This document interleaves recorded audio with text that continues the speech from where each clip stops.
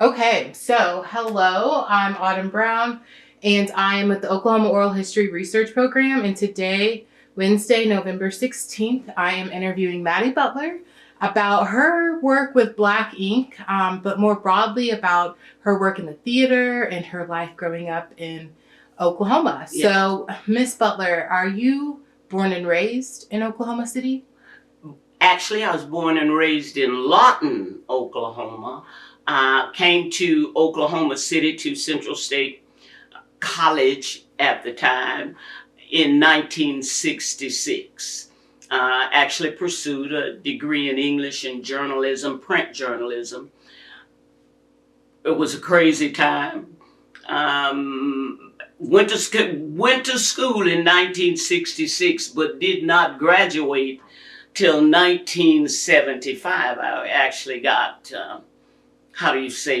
kicked out of college in 68 over some racial kind of issues. But it all worked out. That for a time I couldn't go back to school because the institution wouldn't allow me to, even though we actually went to state Supreme Court and actually won before Judge Thuss so that I could have an attorney. That was the big fight in the process of dismissing me from school. My brother, who was my legal guardian at the time, got an attorney for me. That was an NAACP attorney, Henry Floyd. And of course, the institution said that I could not have an attorney. Mr. Floyd took that to court and we won. Judge Thuss said, yes, she can. And so, but I actually was supposed to be kicked out for one academic semester, but that was in 1968. I didn't get a chance to go back until 1972. And then I finished up at Central State. Central State was a wonderful, amazing experience for me. You know, I mean, golly, we were right in the midst of drugs, sex, and all of the stuff that that we had been taught against. But that was happening. That was overflowing. But it was a great time because it is the moment at Central State that I found the thing that was just kind of laying down in me. I found theater. We actually did Raisin in the Sun. We did it for a young lady's final piece in terms of getting her degree in speech and drama. And I played Mama. And it was a great year. We won everything you could win that year. And from then on, I've been doing theater, lots and lots and lots of theater. That's how I ended up with the Black Liberated Arts Center. Typically, you know, you get into this process of going to work, and then there are bills to pay, houses to buy, cars to fix, and you get kind of caught up in that. And so whatever your passion is somehow gets pushed down until you get to a place where you've got to deal with your passion. And that's really where I was. I needed to be able to do theater, and I did. I found that out with the Black Liberated Arts Center. And we were on the corner of 16th and Martin Luther King in the McFarland Branch YWCA. And there was a lady, Diana Franklin. Miss Franklin actually ran that facility, and Black Incorporated was housed in that facility. And we did plays on the little stage that they had, but we learned our craft. Of course, we had some great people. We had people who already knew dance and theater, directing, all of that kind of stuff. And so it was a great time. I was with them, with the Black Liberated Arts Center, until I do believe 1988, when I I actually think I did my last performance. I'd have to go look at in about 1988, 89 with them. Something called Uncle Rufus. So yeah. So it was a wonderful time. Just growing and learning. And one thing about doing plays, particularly plays within the local community, within your sphere of influence and community, is you get a chance to work with great singers, dancers, actors, actresses. You get a chance to teach. We did some things that we never ever thought we could do. We actually did a play, something called The Sty of the Blind Pig. And we utilized members of the Ambassadors Concert Choir behind the screen. Wow. Oh man. Listen, we could go to the community, get all the musicians we needed. It was just excellent. But of course, that kind of time inevitably runs out, because people do get jobs and lives and have babies and all other things that can happen to you as you're growing. But BLAC Incorporated was really a blessing for me. We had a schedule. So you get funding and you had to lay down your schedule. We basically did 4 plays a year. Wow. 4 plays a year. How did you have the time to rehearse? And you all you could do was go to work, and some people actually brought their kids to rehearsal. You know, we've had some great young people have to be in the play. You know, I mean, it was just a phenomenal time. And if there is a sadness in the process, it is that we don't have that now, at a time when young people really need to be taught the ins and the outs, all of the nuances of actually being in front of people. Listen, I went to a high school play, and they have an excellent staging process, but everybody wore microphones, and all the sound was controlled from the booth. So sometimes they were in, sometimes they were out. And immediately, the first time it happened, I said, these young people don't know that you have to project with your diaphragm. It's like, you got to be able to breathe. You got to hold breath. You got to push it out. It's got to hit the wall. It's got to bounce back so that people can hear. But that's not what we teach. That's really technical. That's really, really, really, really, really technical. And their process, the process now is all about technical stuff, but not technical stuff that does what it's supposed to do. Because guess what? You can lower the level on one mic and it'd be too high on another mic. Right. And so now you got imbalance in the process. And the young people, I kind of felt for them, because they were like, what's that noise?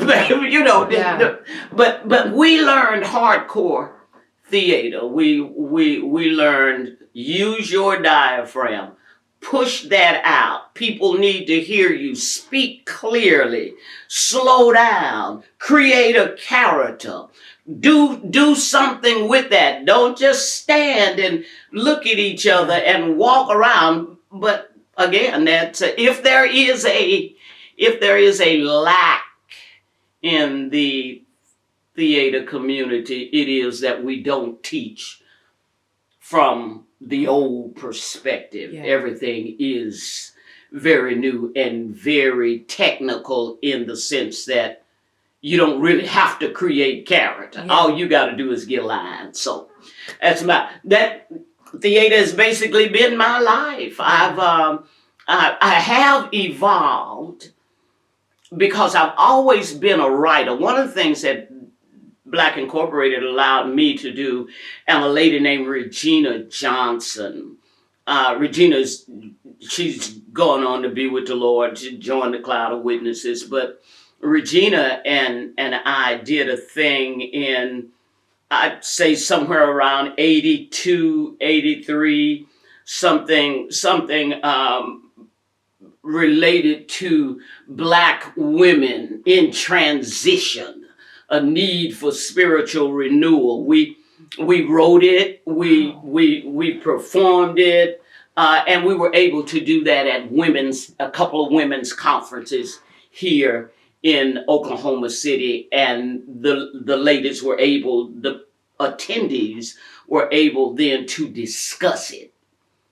This issue of Black women in transition. Wow. And the need for spiritual renewal. So we did that. We did quite a few things, and still did regular Black theater. That's rehearsal. Listen, one of the things that was really great about Black Incorporated, because if you participated, if you were a member of the body, you had to take dance.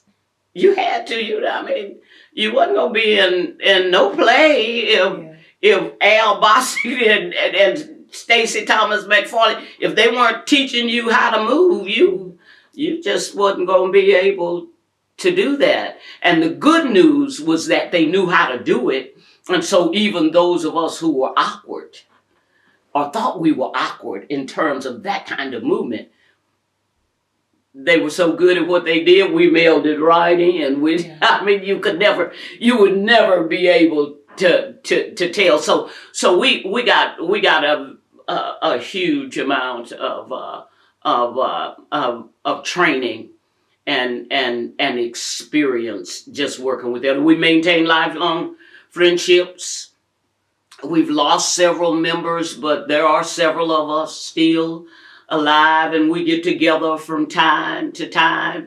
I don't know if you knew or had heard, but Angela Munson, who was I do believe state senator, she blows the flute, and she was a member of our traveling cast.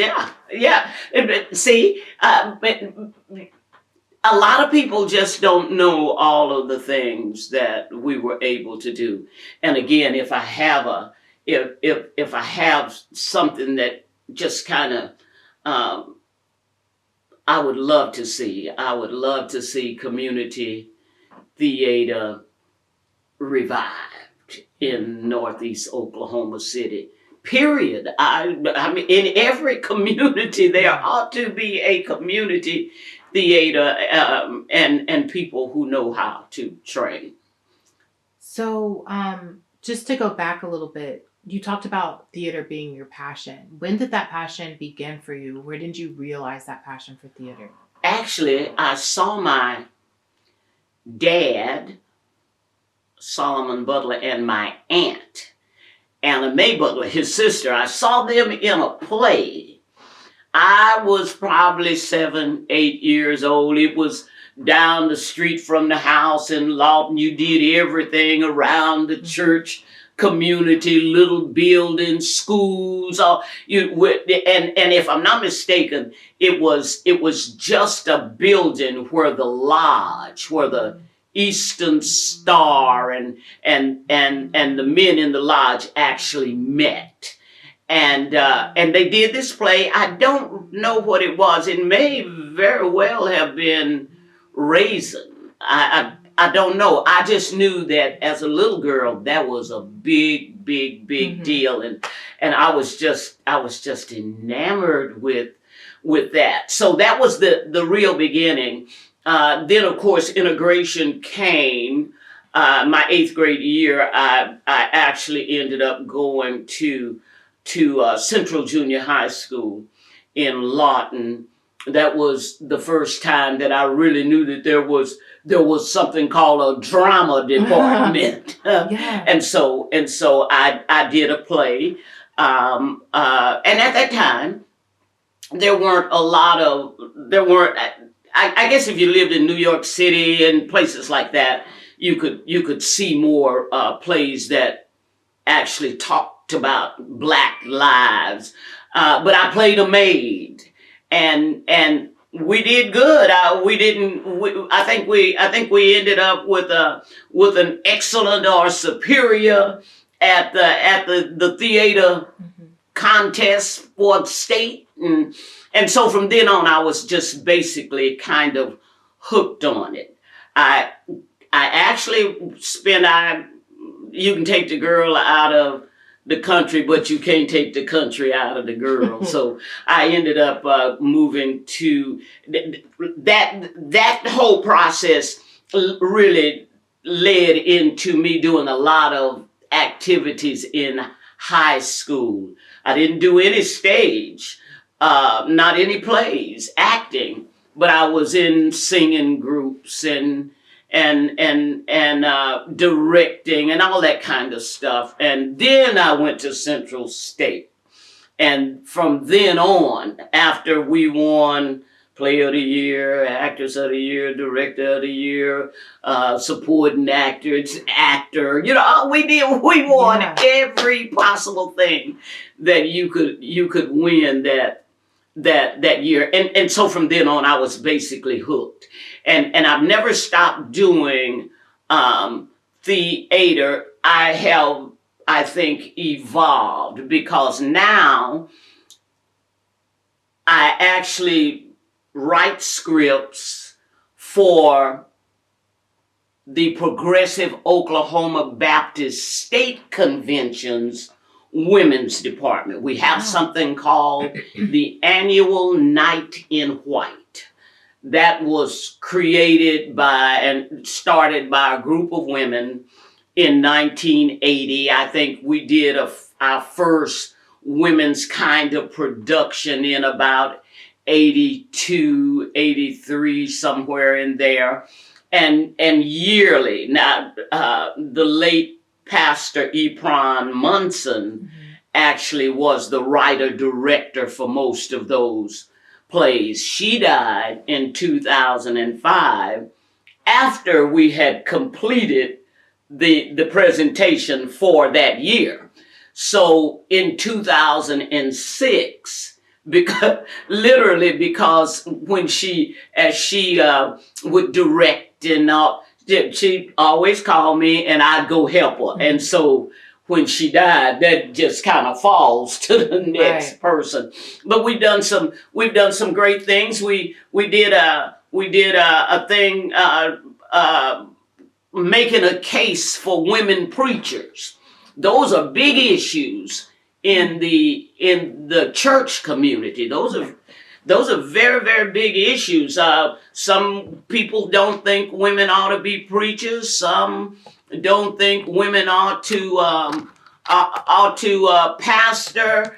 I think people have to get to those things on their own. I'm just gonna get some footage of this. This is really cool. Yeah.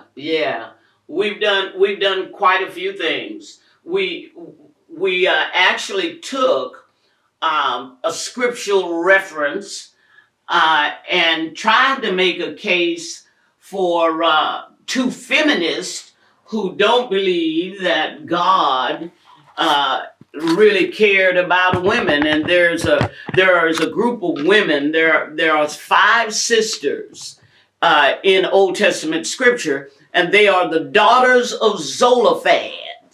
And they made a case to Moses because their dad didn't have any sons.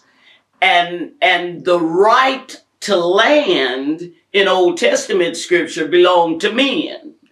And they thought about it, they had a conversation, and they convinced themselves that they needed to take that to Moses so Moses could take that to God. And the position was that it's not our fault that daddy didn't have no sons. So why are we going to be punished for that. That's our land. We ought to have a right Yeah. to that land, that we're our dad's daughters. And they took that to Moses. And Moses told them, say, listen, I'm going to take that to the Lord. And the Lord told him, the daughters of Zelophehad are right. Okay. Give them their land. Oh. Now, there were some conditions. It had to stay in the family. Mm-hmm. So it didn't by right once something happened, once they married. They had to marry with, of course, that was an Old Testament process. Is you marry your third, fourth, fifth cousin. And that just kind of kept things in the family. But the big deal, and I thought that was a very important piece of subject matter, because there was a lot of angst in terms of the women's movement and God not being fair to women.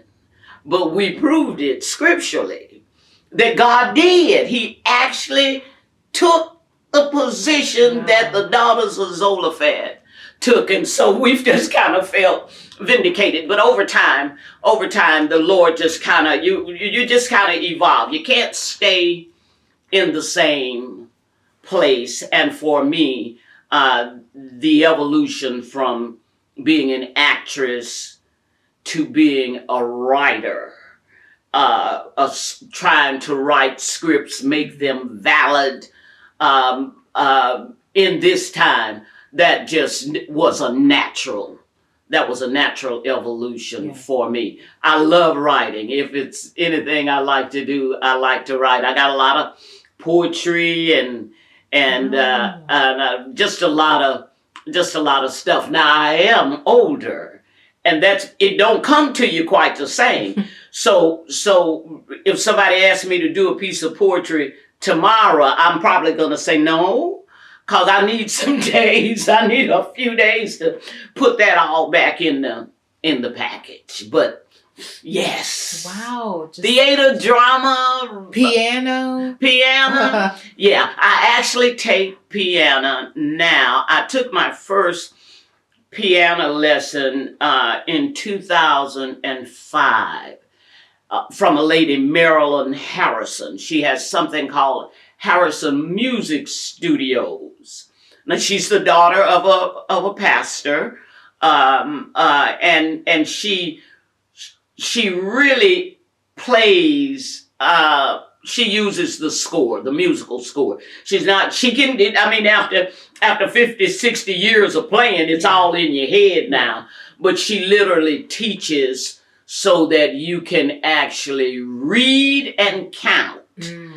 So you can stay on beat, because you got old folk like me that really can't stay on beat. So you got to count that. You got to count that. But I took my first lesson in 2005, moved to Lawton in 2008, back to Oklahoma City in January of 2015, and started back taking piano lessons in November of 2019. Okay. So I'm getting better. I'm not banging as hard as I used to bang, and some of that is just the fact that you just want to get it right, and you don't really understand why you're not playing like Mozart. And you forget that Mozart played for years and years. I forget that the piano teacher has been playing since she was 8 or 9 years old. Yeah. She's been playing 60 years or more. And so all of that keyboard, that she knows what all of that is. And when she messing up, I don't know she messing up. Yeah. Now, and then she'll say to me, girl, I missed that. And I'm like, and I'm here looking, picking. Right. Wow. So, okay, you mentioned a lot about like the theater through Black Ink, but can you kind of talk through like how Black Ink facilitated the theater, the community theater, but like facilitated these arts programs? Like what was Black Ink's role in that? Well, I had a conversation with a good friend of mine, Bob Simmons, and Bob told me, Bob Simmons, Leonard Benton, Tyrone Wilkerson, Olin Nally, a lady named Anita Cravens, several people actually conceived of the idea. I guess it started coming into their minds in the early 60s. They really didn't get it down on paper till 65, 66, somewhere in that process. And as I talk to them, as I understand it, the desire, remember, theater was really just taking off for the Black community all over the country.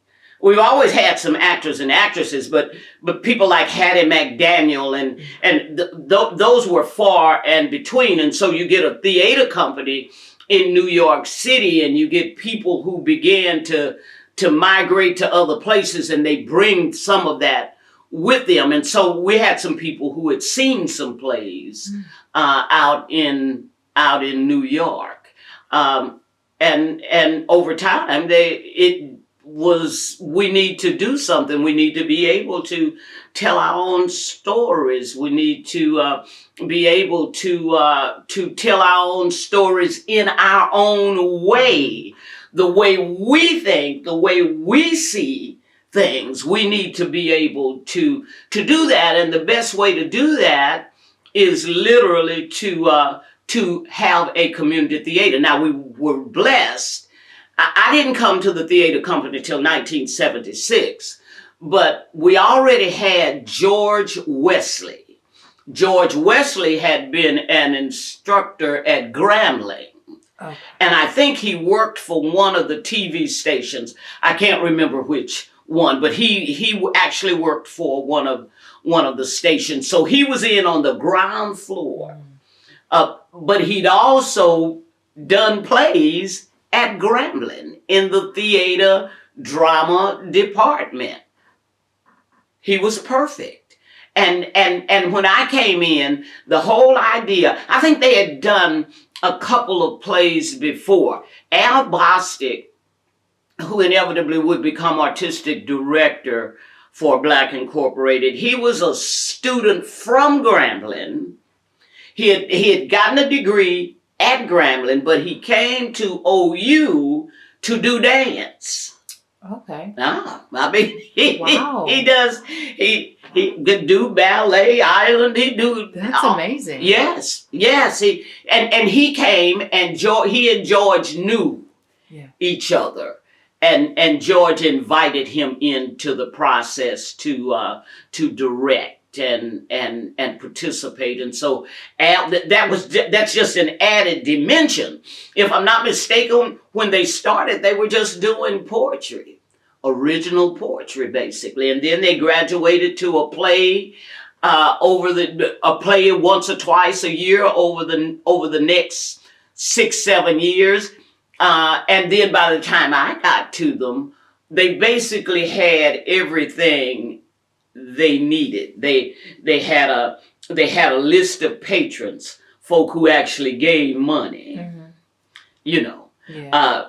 Also, and of course, during that period, remember, we had great organizations in the Black community. You had the League of Women Voters, and you had AKAs and Deltas, and you had Alphas, and you had fraternities and sororities, and they were huge supporters of the arts. Of course, again, that was the foundational process, and once it began to grow, they were really instrumental, because they might buy 100 tickets, you know. And so you knew that you'd sold the tickets, and you got a place that seats 105, and you know that you sold 100 tickets. That's a full house, right. You know. And you pass those tickets out, and over time, people just became interested. But the whole idea was to tell our story stories in the Black community and tell them our way, utilizing our people, our gifts, our talents, our own instruments, our own music. I mean, writing stuff and putting it out there and fixing it as you go. I mean, mentioned Regina Johnson. Regina Johnson, she had actually been an elementary school teacher. She went to Oklahoma City University. Leona Mitchell, you heard of the famous opera singer Leona Mitchell? Mm-hmm. From Enid, they were roommates. I mean, so Regina, and wow. Regina was a pianist. Wow. We had everything. We literally had everything, and that was the idea, to use everything we had inside our community. So when I think about like the historical period in time that all of this is happening, like we're talking about civil rights, like tension between like blacks and whites at that time. Well, we had much of, now remember, much of the support in the Black community, people were members of multiple organizations. Everybody was a member of the NAACP. Yeah. You know what I'm saying? And so everybody was a member of a church. And so you could not get around. We did things, we did little scripts, we wrote scripts to talk about voter apathy in the community. So that's what I was kind of getting at with like what the arts meant yes. for the community in that period of time. How the arts were used. Absolutely. We could do with any message that needed to be put out. We could put it out literally because we could write it. Wow. We could write it. We could direct it. We could cast it. All we needed was a venue. Yeah. Wow. And that's really what we did. A lot of events. A lot of things that happened in the state as it related to the Black community. We got invited to a lot of things. I remember Sigma Gamma Rho sorority. I think 1983, 84, somewhere in there. They had their national convention here in Oklahoma City. And we did something called And You Thought All We Could Do Was Dance. That was a touring. We did that for them, and you know the Civic Center's a huge venue. They filled it up because it was their national meeting. What was the play about? Can you tell me like what that play was about? The And You Thought All We Could Do Was Dance. That was simply an opportunity for us. Tyrone Wilkerson, Al Bostic, Regina Johnson, they wrote it. So we start at the beginning. Start at all the stuff that we used to do and just kind of evolve. So it was really about us growing as people. It had some vaudeville, you know, it had some can kind of stuff, poetry. It was basically poetry and dance and music together. Wow. And they just chose pieces of poetry. They wrote some of it. Yeah. And You Thought All We Could Do Was Dance. And I think we started And You Thought somewhere around 78. I may be off in that. But we took that thing to Texas. We took it up north to one of the colleges. We played it around here, and You Thought we played that. I probably did 20 of those wow. shows. Yeah. Yeah, I mean, but that's literally what NU thought. And the idea was that the larger community just thought black folk could dance. We couldn't write poetry and write it. We couldn't perform it. We couldn't sing anything other than a certain kind of music.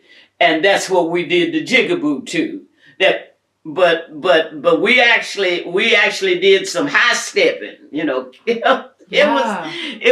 was great. That's what NU thought was literally to prove false the narrative that black folk can't do nothing but dance. Yeah. In it, we did everything. Wow. It'd be wonderful if we could revive that. I was chatting with a friend.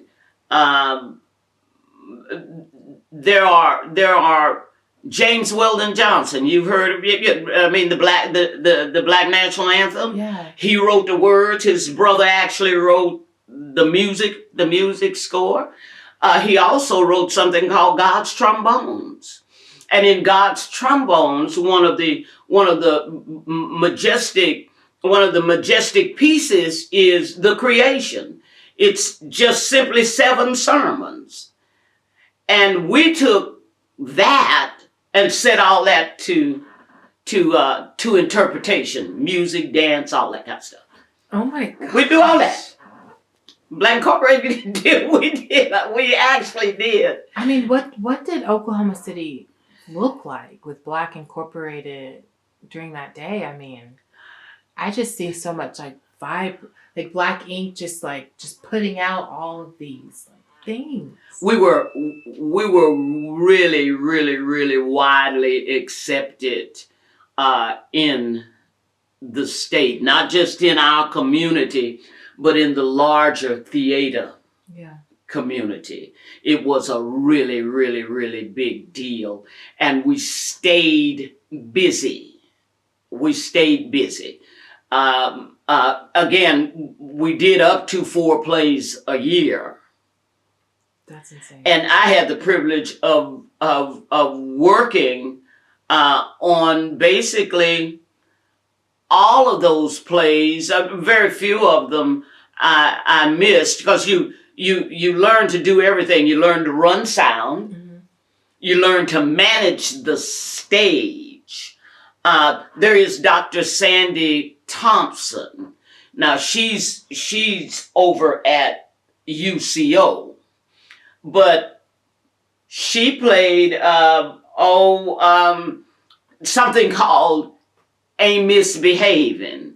She played a male character. Wow. Playing the keyboards. Why that escapes me, I don't know. But and we did that downtown, Black Incorporated, and I was, because I don't sing and I certainly didn't play, and at that point I really wasn't dancing, but I had the privilege of being the stage manager on that. So that's one of the things those are the kinds of things that you learn in community theater. You learn wardrobe management. You learn timing. You can't have somebody supposed to be on stage in 4 seconds coming out 25 seconds later. Now you got a problem in terms of time. But we learned all of that, and we were able to share that with the larger community, and the larger community appreciated us for that. We used to go to something called the OCTA, Oklahoma Community Theater Association Festival, a contest. I don't think there was ever a time. I think we got disqualified once because we were over the time, even though we got excellent reviews. But because it was out of the time frame, that was a problem. So we didn't care. We just wanted to perform. But I don't think there was, other than those instances, every time we ever went to the festival, and I think the festival might have been once every 2 years, something like that, we always had someone named to the all-state cast. We never fail to have sometimes it's 3 or 4 people Mm-hmm. named to the all-state cast. So the state, they liked what we did. It was an exceptional time. You become known for those things.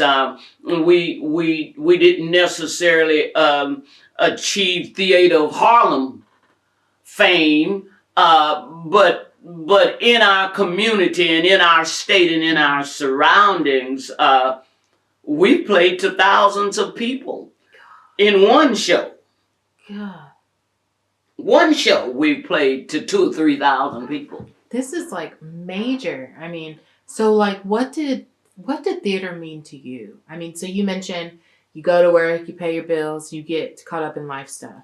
But what did theater provide for you in your life? And An outlet. An outlet. It some of the stuff that goes on inside of you, your thoughts, and we're all informed by each other. We come to solid opinions, foundational things, because we are involved with each other. We hear other people, and all of those things help to form your thoughts, how you see life. Some of us don't see it. Just don't see it the same, and there are some times when, and I think this may be true of everybody. Everybody internalizes things a little bit differently, and to have an outlet like somebody able to write a play about the hurt and the pain and the despair of somebody in your family and how you were affected by that. And have that come out and listen, what you discover is once you put the play on and people come to you, everybody got a problem. huh? Everybody got issues. You know, and that was the outlet. Yeah. Being able to perform, particularly after presentation. We did for colored girls who considered suicide when the rainbow is enough. I love that.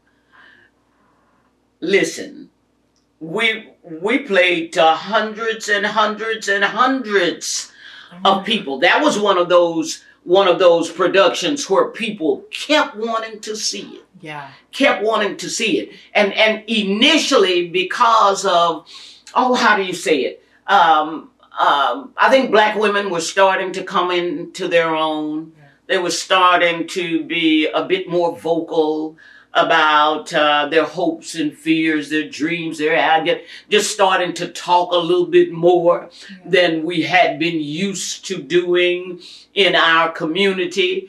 And we did for colored girls. And after the first performance, it was sponsored by a local women's group. And after the first performance, they had us all sit on the stage. You know, we just sat at the edge of the stage, and they threw questions at us. Now, I had the privilege of playing the lady in red, Bo Willie Brown, the whole Bo Willie Brown process. And so there were a lot of people who said to me, how do you play that part and not fall apart? And I said, well, listen, I'm an actress, and my job is to interpret the piece. And this piece is so well written that I really don't have to do anything but deliver it, and deliver it the way it impacts me. Yeah. And if that impacts you, that's the effect that we're looking for. So, and the lady in red was the successful businesswoman, or was that? Well, no, the lady in red, she had babies, 2 babies by Bo Willie Brown. Okay, who was the ex-veteran? Yes. Okay. Yes, okay. She had the babies by Bo Willie Brown. That was That was a tough role. Yeah, it's a tough role. Yeah, tough role. Tough role. A tough role. But it was the best role. It's probably other than the characters that I play of really strong older women. It was probably the most challenging of all the roles, and thus it's the role that people who from that time period, that's the role that I'm really known for. The lady in red. Yeah. That's a tough play altogether. Yeah, it's a tough play. Yeah. It's a tough play. Now, I've been really blessed to, as a result of all of those things, I've been really blessed to actually do quite a bit of drama coaching. Okay. So folks' daughters want to be in this pageant, that pageant.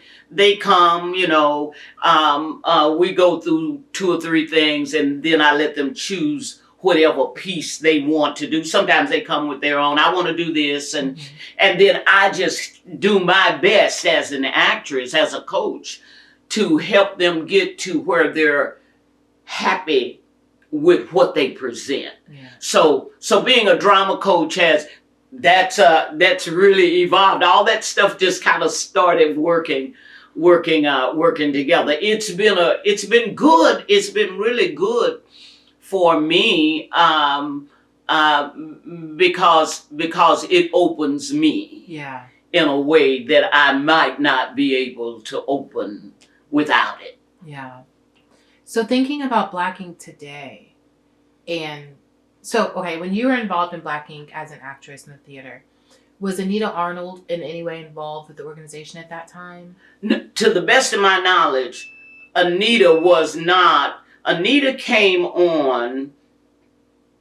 If she was, I didn't know it. Now remember, back in that day, you had a board of directors, and the board of directors, they just made certain that the audiences were filled. Okay. They did a baseline administrative advertisement kind of process. So they were really behind the scenes. Now I did not meet Anita until after Ola Nally left the organization, and I think Anita became president of the board of directors, and a lot of things had changed by then. One thing, because we had always been located in the community at McFarland, and then as we began to get better and grow, we were at Central High School for a season, and we left Central and went to Classen. Now, the idea was that inside those schools, the guys, Al Bostic, Tyrone Wilson, Regina Johnson, they actually taught theater. Okay. One of our greatest supporters, a person who made certain that in the funding process at the state level we got funded, was Representative Freddie Williams. Wow. She made certain. Wow. She was a staunch supporter of BLAC Incorporated from the state level. She did everything she could to bring something to bear for us. There were several people, and again, I didn't meet Anita until after Ola Nally, and the drive at that point was to make us be, or help us to become, a professional company. The problem is they can't pay you to be professionals. Oh. I mean, you know what I'm saying? I had a condo. 2 or 3 people were working on PhDs. Yeah. You know what I'm saying? Yeah. We love theater, but we can't. We got stuff. Right. We got bills. We got bills to pay. Yeah. We got to do some studying and writing stuff.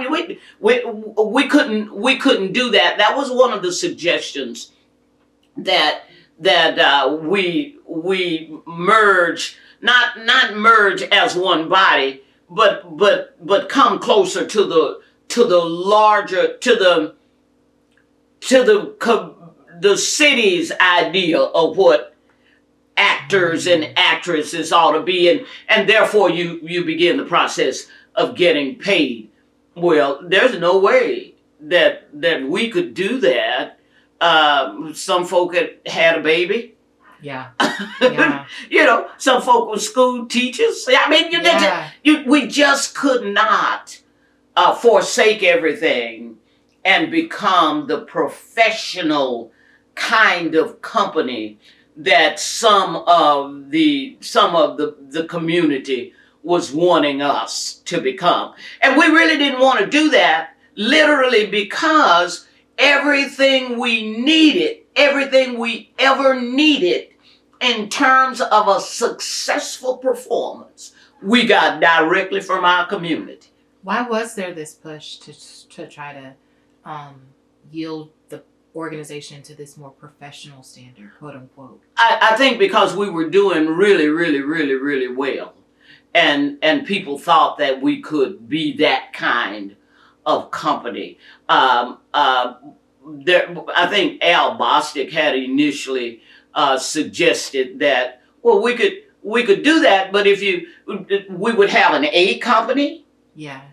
And A company would be the touring company. Because that's what we were able to do, particularly with And You Thought All We Could Do Was Dance. And You Thought All We Could Do Was Dance was extremely successful, and I think that's the point at which they say, well, listen, we got a company here that's probably as good as anything in Harlem, but we couldn't afford to do it that way. We literally had to go to work and pay some bills. Yeah. I mean, and that really is like the trap of like. Yes, that's a job. Now, so if you got an A company, as I understand it from Al Bostic, you got an A company, they do all the traveling. If somebody in the A company has to come out, you got a B company. There's somebody that can fill in. It's basically a double casting. Yeah. And the B company is learning and doing everything, but they're learning at a certain kind of level that if somebody in the A company can't, then you got somebody that can come right in and keep that going. But in order to have that, you got to have money. Yeah. Yeah. And I'm not talking about $400,000 or $500,000 a year. Yeah. You got to be paying people regular salaries. Yeah, and competitive. Yes. For them to. But that's where we were, and that's how that thing. That wasn't the reason that we, for instance, again, I think I said to you that we lost our community theater component. Black Incorporated has simply evolved to a different thing. It brings in plays. It does not produce plays. And at the heart of what we did was produce. I guess I'm so intrigued at this changeover. I mean, you're talking about producing community theater, and right now we're talking about bringing in plays, but it's not really under a community theater type of, like, so explain really that community piece. That's the piece that made us so important and so good, when we were community. And I was telling you that the play, The Sty of the Blind Pig, we utilized members of the Ambassadors Concert Choir who sung behind a screen on stage, and you could live. It's like a echo singing, you know, and musicians, girl musicians, boy, we did all of that because we could go directly to our community and they responded to us, to what we needed, and that was indeed, that's the blessing, and that's the problem. Now I don't know very many communities that even have a community theater anymore. We used to collaborate with Theater North in Tulsa. Oh, okay. Our friend Tyrone Wilkerson, he actually left here. He did artists in residence over in Bartlesville, taught at a junior college, because that's how good he was. Not only was he good at putting things together, he was a performer too. He could sing and dance and all that kind of stuff. But he did things with Theater North. We actually could come together from time to time. They were busy, we were busy. But I don't think any of us have survived the community theater component. None of us have survived the community theater component, because it's gone everywhere. And I think even when you get places like New York City, I think community theater is, remember there's something called Off Broadway? Yeah. That's down, that's at the community kind of level almost. So you're not seeing it on Broadway, you're seeing it somewhere else. So I think the community theater component has kind of folded in on itself. But I think that's just evolution. Literally, because now, just think about it. You've got young people who are rappers who do that in the form of a video, who tell a story. They sing the story, rap the story, dance the story, but get what it is? It's drama. Yeah. It's just evolution. It really is. And if I could, now, I say that, if I could do anything, I would bring the community theater component back. The problem would be, how do you interest people, a new generation of thinkers, people who don't really talk to each other, but they text. Yeah. How do you interest them in coming and spending 2.5 hours, 5 days a week, memorizing lines and throwing lines in order to produce a play for maybe one night? That's going to be very, that's a challenge. But I think it also speaks to, I mean, that's what you all were doing at the time when you all were putting. So I think that speaks to character, like something within your character, but also maybe the necessity of the time for you guys to put on these shows and speak to these larger, like, socio-political things happening in the community. So I think you're absolutely right. Certainly our character as human beings, we've been made better, and prayerfully we've made better. But theater at that time was out of necessity. We needed it.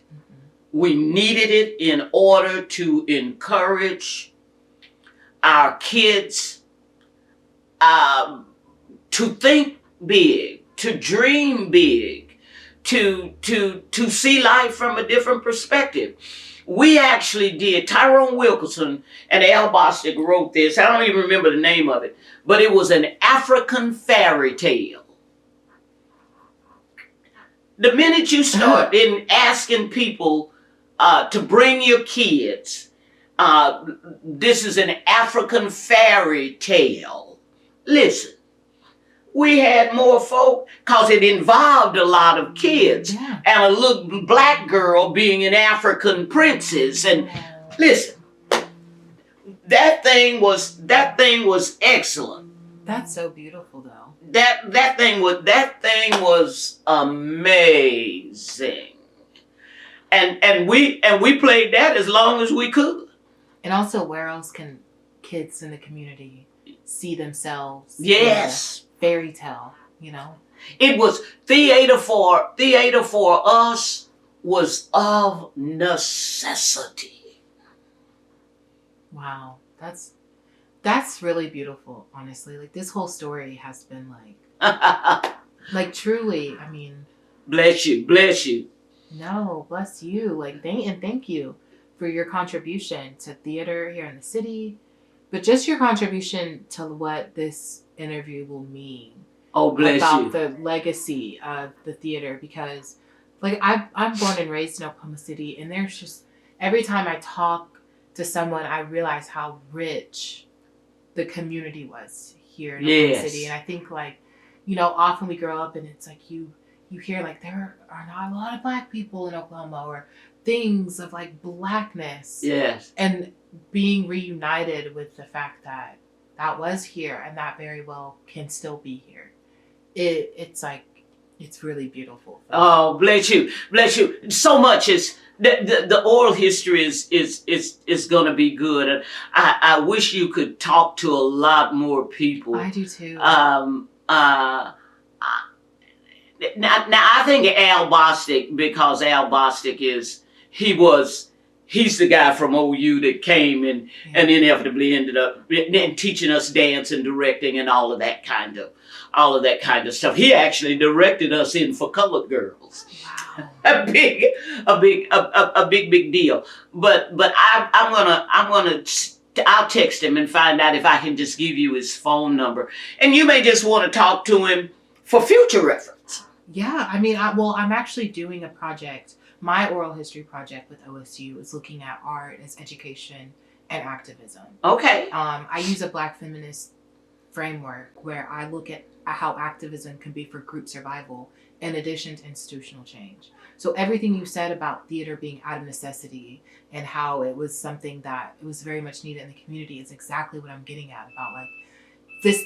You guys weren't out protesting and marching in the streets, but like what the theater and what drama did for the community on just for the group survival of like seeing little kids able to see themselves in a fairy tale. Oh. Like, that is, to me, something that has to be celebrated just as much as, you know, like the people who were protesting, because this is where we went to seek like security and peace and the recharge to then go into the streets and protest. So, like, we can't leave this side out of it and only focus on this. So it was a refreshing. Yeah. Every play was a refreshing. The very first play I did for BLAC Incorporated was something called Happy Birthday Daddy, and it was really about a woman who they were getting ready for her husband's birthday, but she loved her family, but she was mean. And they didn't understand why she was mean. And it took Happy Birthday Daddy to help people to see she wasn't really mean. She kind of protected herself. Mm-hmm. I mean, but that's where you get to. You discover that people are not necessarily angry just for the sake of being angry. Yeah, there's a story. It's stuff going on in there. And that's what doing plays allows to come out. People can identify. Yeah. And it's very interesting because everybody knows somebody that's been trying to protect themselves. I'm thinking about my mom. Like, immediately. Yeah. But that's what it does. It helps you empathize and think about people. It's heart work. Yes. See things a little bit differently. That's what plays are designed to do. And if I have a legacy, I would hope that my legacy would be that I tried to use all of my gifts and my talents in a way that would be helpful to mankind. Want to be a hindrance? Don't want to be a hindrance. You want to be a help to mankind. And theater has always allowed me to project a certain. The challenge is always in being able to create the character. Yeah.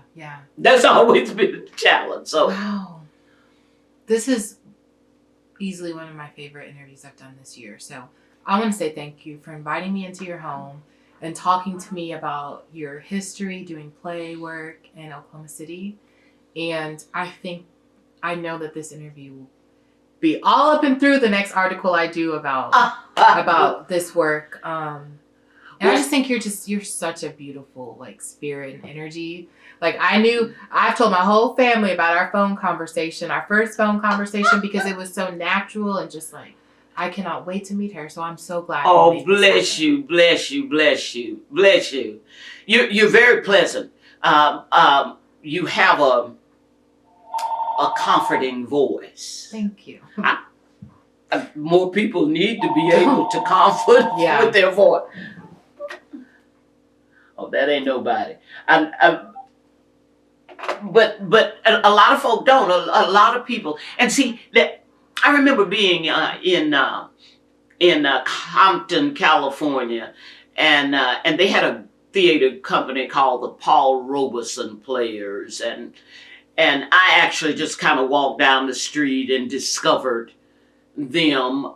Things didn't work out between me and the Paul Robeson Players, but I they never really did a play.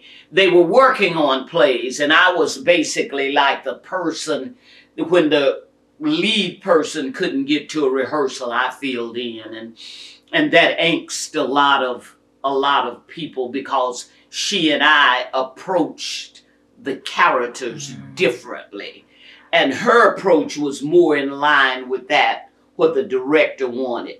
I, on the other hand, was interpreting based on what I was reading, and I responded to it that way. But it was enough to get me. Somebody came to me and asked me to read something for a TV station. They were filming this. And my problem was, and I've never approached it, never attempted to do it again. My problem was, I can't speak low. I mean, I can't whisper. But if you're doing television, you gotta. You can't emote the same way you do on stage. And I understood from that day forward that I am a stage person and not a camera person. So it took a minute. It took a minute, because you really do think you can do that. Now for me, when I have to do that, it loses some, in terms of dramatizing something, it loses some of its intensity. And for me, that's a loss of some of the passion. Yeah.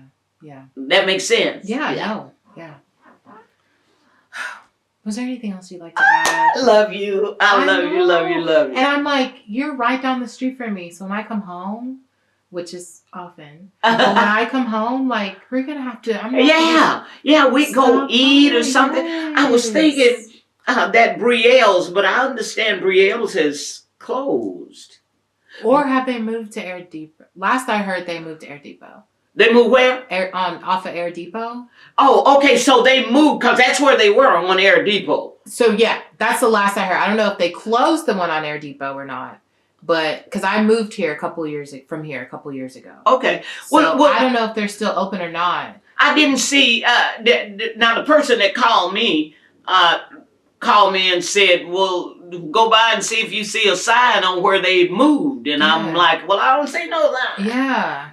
Well, But listen, over the holidays, holla at me. I will. I hook you up, introduce you to some of the family, and all that kind of stuff. Tell your mom and daddy I said I am. I mean, my heart is so full right now. Oh, bless you. So I just want to say thank you for what you. I mean, I know I came here for you to do an interview for us, but like, what this interview just did for me and my spirit, like, I just want to say thank you. Oh, bless you. For that. And I really look forward to just continuing on even if it's like, you want me to drive you to the casino, I will take my book and I will read and listen, growing up with my family, I know how it is. I love it. I love it. Just shut up. Oh, bless you. You are a sweetheart. I wish you much success. And my hope and my prayer is that you're going to get a chance to actually sit down chat with Al Bostic, Oh my God. chat with 2 or 3 other people who have this passion and started Yeah. in BLAC Incorporated. I would love You may that. like Al because Al has something, his company is called basically Bostic Okay. Incorporated. His name is Al Bostic, and the company is basically Bostic Incorporated. He actually has an office out at the fairgrounds Oh. on General Pershing. Okay. Yeah. Now remember, for the 2.5 years that we've been under COVID, his business was really right off of 50th, which is 50th and Penn, Mm-hmm. off in that little service area. But since then, he's moved his office out to the fairgrounds, and this is a piece of his work. Oh, let me get that on camera. Let's see. Take this. And I've been meaning to ask, is Al Bostic any relation to Earl Bostic?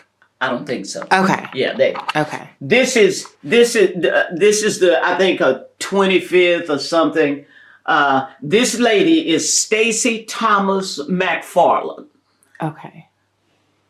And is she dancing? Mm-hmm. Wow. And this was the company, Black Moves 2. Black Moves 2. Yeah. This, of course, is a piece by Al Bostic. Wow. Look at the full piece. That's beautiful. So, Al Bostic danced, played music, and was an artist. Yeah. He can do Goodness. He can do gracious. everything. I mean, the art on your wall is really amazing. Oh, thank you. Thank you. This sister is a girl named Portia. She's out of Spencer. Oh, okay. Yeah. That was our Wow. 25th anniversary. 25 years BLAC. Wow. And that thing over there is just another one of those, This is amazing.